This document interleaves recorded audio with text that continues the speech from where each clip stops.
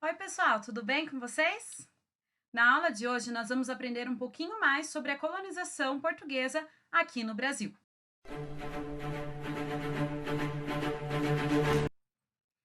Nas últimas aulas, nós vimos que a colonização portuguesa no Brasil, ela não começou realmente em 1500, né, com a chegada de Pedro Álvares Cabral, mas ela começou a partir da segunda metade do século XVI, já que as primeiras expedições realizadas aqui no Brasil não foram com o objetivo de fazer uma colonização, mas foram com o objetivo de fazer um reconhecimento da terra e também uma exploração, né, um início da exploração dos recursos naturais.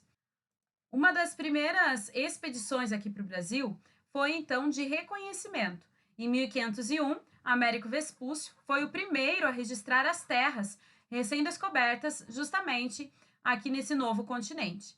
E na sua viagem, ele começou a navegar pelo Nordeste brasileiro, na região ali do Rio Grande do Norte, e ele acabou descendo, né, costeando todo o nosso litoral até a região de São Vicente e Cananéia, ali no sul de São Paulo. Posteriormente, nós tivemos também expedições de exploração. Após reconhecerem, né, o que tinha no Brasil, a extensão das terras, eles não encontraram ouro logo de cara. Nesse caso, eles começaram a exploração pela madeira. E a madeira mais utilizada nessa exploração foi o pau-brasil. O pau-brasil ele já era utilizado pelos nossos indígenas para fazer corante. E eles chamavam, né, essa árvore de Ibirapitanga. Os portugueses, eles começaram então a construir feitorias no litoral brasileiro, com o objetivo de armazenar essa madeira para posteriormente enviar para Portugal. Quem conhecia bem essa árvore era justamente os indígenas. Por isso, eles necessitaram, né, os portugueses necessitavam da mão de obra indígena. Só que para isso, né, para eles conseguirem essa madeira e para que os índios fossem atrás dessa madeira, era necessário fazer uma troca com os indígenas. Essas trocas eram feitas através do que a gente chama de escambo. Enquanto o indígena, né, trazia madeira do pau-brasil, o português ele entregava aí materiais, produtos portugueses que os indígenas nunca tinham visto, como espelhos, enxadas, facas, machados, pregos, foices, pentes, né, panelas, tecidos. Então, o indígena ele trabalhava para o português em troca desses materiais, em troca desses produtos. E essa troca entre o trabalho indígena e esses produtos portugueses era chamado de escambo. Os portugueses eles utilizavam a madeira de pau-brasil tanto para fazer a tinta, que foi muito bem utilizada na Europa nessa época, até mesmo a questão dos tecidos vermelhos se popularizaram na Europa por causa, né, da tinta da vinda da madeira do pau-brasil, e também utilizavam essa madeira para fazer móveis. Então, esse foi o primeiro tipo de exploração econômica que nós vamos ter aqui no Brasil nessa época da colonização. Posteriormente, os portugueses eles perceberam, né, a partir ali de 1530, que não dava só para eles ficarem visitando as terras brasileiras, ou a terra de Veracruz, como era chamada antigamente. Na realidade, o nome Brasil, ele veio justamente da madeira do pau-brasil, né? Lembrando lá que era uma madeira avermelhada que lembrava a cor de brasa, por isso o nome Brasil. E os portugueses, eles perceberam que eles não podiam ficar, então, visitando as terras brasileiras somente, mas que era necessário formar núcleos de povoamento no Brasil, principalmente para impedir a chegada de navegadores estrangeiros de outras terras, de outros países, principalmente os franceses, que faziam visitações ao nosso território. Assim, o governo português decidiu enviar uma missão colonizadora, né, uma expedição colonizadora, que foi chefiada pelo português Martim Afonso de Souza.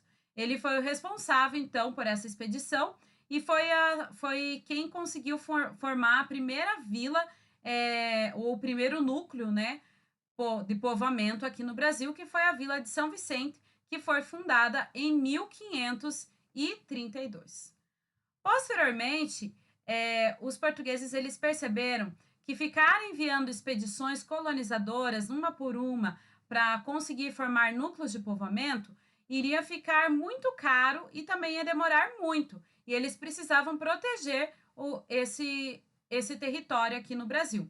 Então, para ocupar, né, um vasto território e muito mais rapidamente, eles decidiram utilizar uma nova estratégia, que foram aí as capitanias hereditárias. Eles pegaram, né, a faixa de terra do Brasil, que eles possuíam, e dividiram em 15 grandes pedaços de terra, que foram entregues a nobres portugueses que ganharam o título de capitães donatários.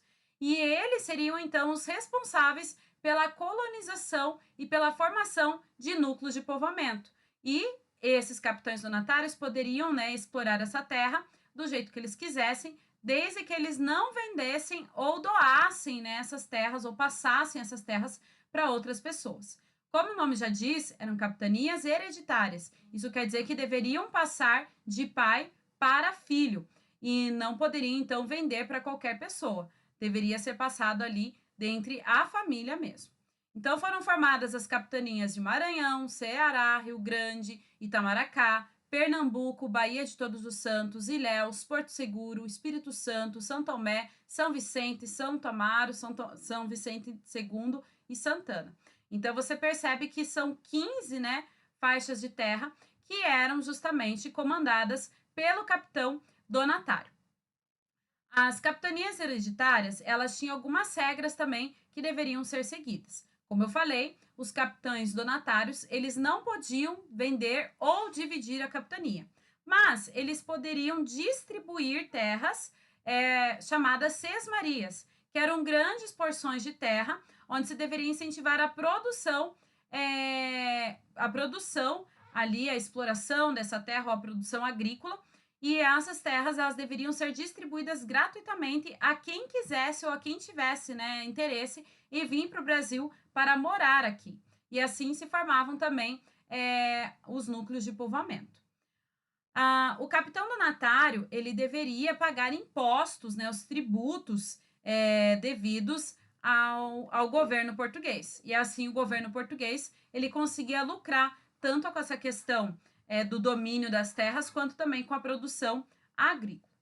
Só que as capitanias hereditárias, elas enfrentavam muitos problemas. Um dos principais problemas era a resistência indígena. Muitos indígenas não concordavam, óbvio, né, com a chegada aí dos portugueses, porque esses portugueses acabavam invadindo as terras indígenas, as terras eram deles, né? Então você vai ter vários confrontos entre indígenas e portugueses nessa época. Além disso, o governo português ele não investiu muito dinheiro, podemos dizer assim, na questão para os capitães donatários. Então, os capitães donatários tinham que tirar o recurso para investir na terra do seu próprio bolso. Isso acabou também prejudicando a questão das capitanias hereditárias. Além disso, a falta de comunicação, a dificuldade de comunicação com a metrópole era muito grande. Lembrando, né, que uma viagem do Brasil para Portugal poderia durar cerca aí de 2 meses. Então, se você pedisse algum tipo de ajuda para o governo português, a sua carta demoraria 2 meses para chegar em Portugal e depois mais 2 meses para voltar. Então, essa falta de comunicação também foi uma das grandes dificuldades aí enfrentadas pelos capitães donatários. Outro sistema, né, criado pelos portugueses para melhorar a questão da administração da colônia foi chamado os governos gerais. O primeiro governo geral que nós vamos ver é o governo geral de Tomé de Souza, que aconteceu de 1549 até 1553. Ele foi escolhido, né, como governador geral, como representante até mesmo do rei de Portugal aqui na colônia.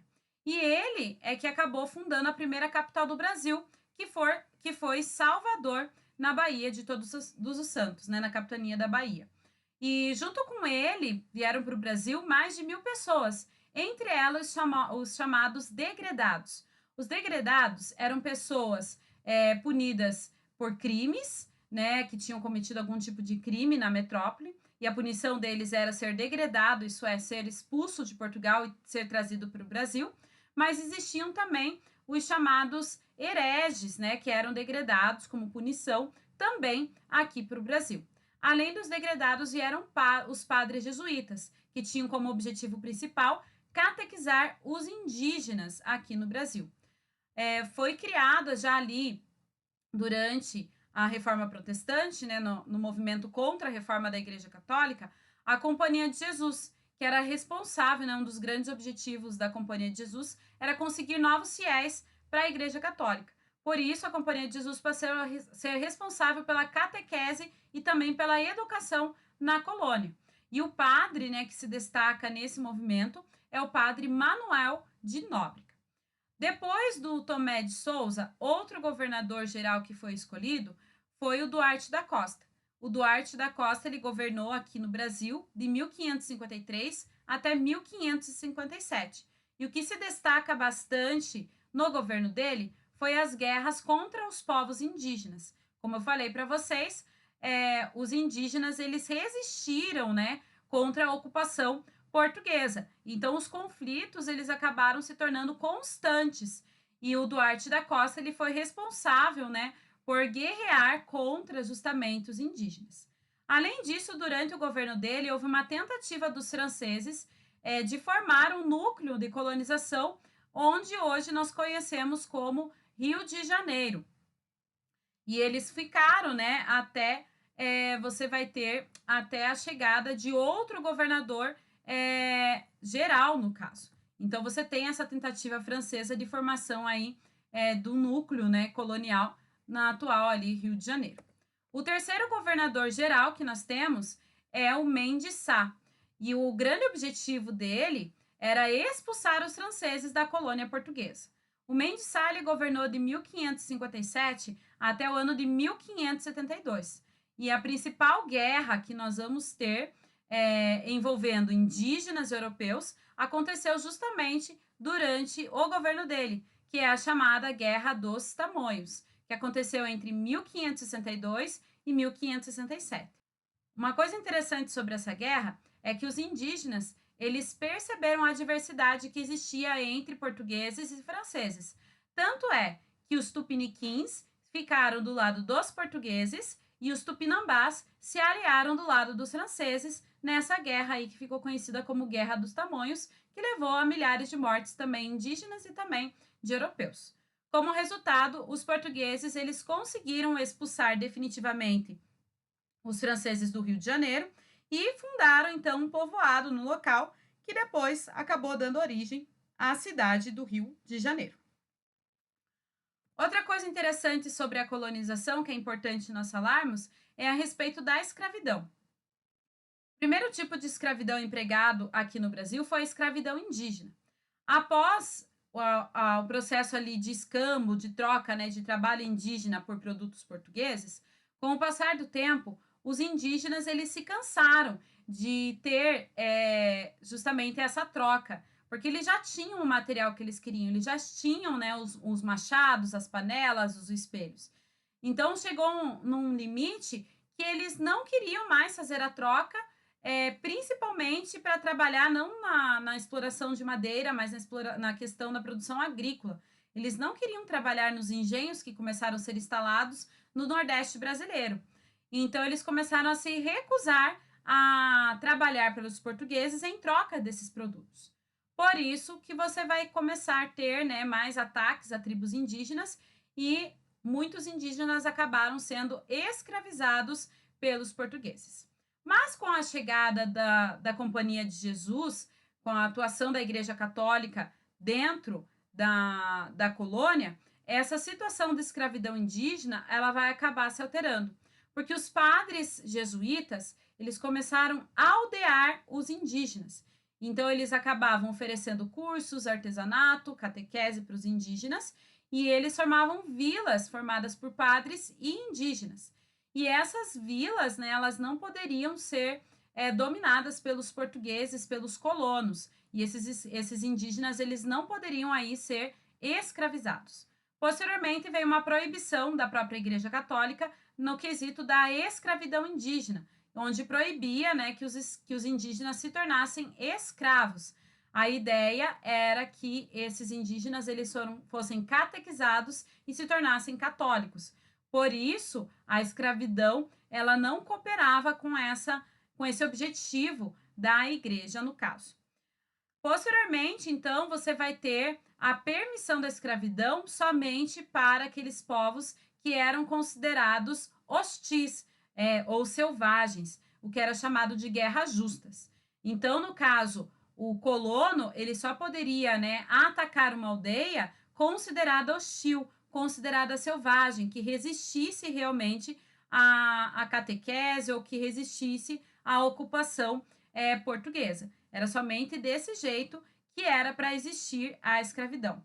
Mas, como nós vamos ver em outros capítulos, em outras aulas, o conflito vai acabar abrangendo padres e também os colonos, porque os padres eram contra a escravidão indígena, enquanto os colonos eram a favor.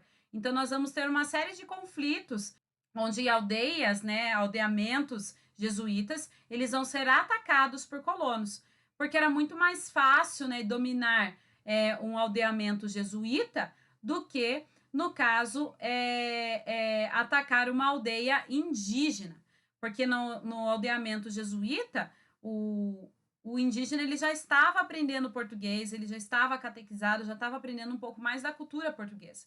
Então, para escravizar esse indígena, na visão do colono, era muito mais fácil. Então, durante todo esse processo de colonização, nós vamos ter vários conflitos entre os padres jesuítas e os colonos. Posteriormente, né, com a proibição ali da escravidão indígena, começam a ser trazidos do continente africano os primeiros escravos da África, no caso. A escravidão africana, ela acabou, então, sendo o trabalho, né, mais empregado, né, a escravidão mais empregada aqui lá na colônia, por alguns motivos, principalmente. Primeiro, porque você tinha a proibição da escravidão indígena. Segundo, porque o tráfico negreiro, ou o tráfico de escravos africanos, era muito lucrativo para a coroa portuguesa. Por isso, eles acabaram optando justamente pelo tráfico negreiro. Outro terceiro motivo que nós podemos citar é que a resistência à escravidão era maior no caso dos indígenas, pois eles já conheciam a terra, eles sabiam onde ir, como escapar, onde se esconder. Já o negro não. O negro, quando ele chegava aqui no Brasil, ele não era uma terra totalmente desconhecida, com um clima totalmente diferente do que ele estava acostumado. Ele não conhecia, né, o território, as florestas, não conhecia os animais. Então, era muito mais difícil para ele resistir. Não que ele não resistisse à escravidão, ele também resistia, né, como nós vamos ver em outro capítulo. Mas era muito mais complicado para o negro resistir a essa escravidão, pelo menos aí no começo da escravidão negra. Posteriormente, a gente vai ver que houve, né, tipos de resistência à escravidão negra, como a formação dos chamados quilombos, que eram aldeias de ex-escravos, né, ou de escravos fugitivos, onde muitos buscavam abrigo após conseguirem escapar aí das suas fazendas. Nos próximos capítulos, nós vamos continuar estudando um pouquinho mais a respeito da colonização e também da questão dos ciclos econômicos que aconteceram aqui no Brasil. Então, não perca aí a próxima aula. Tchau, tchau!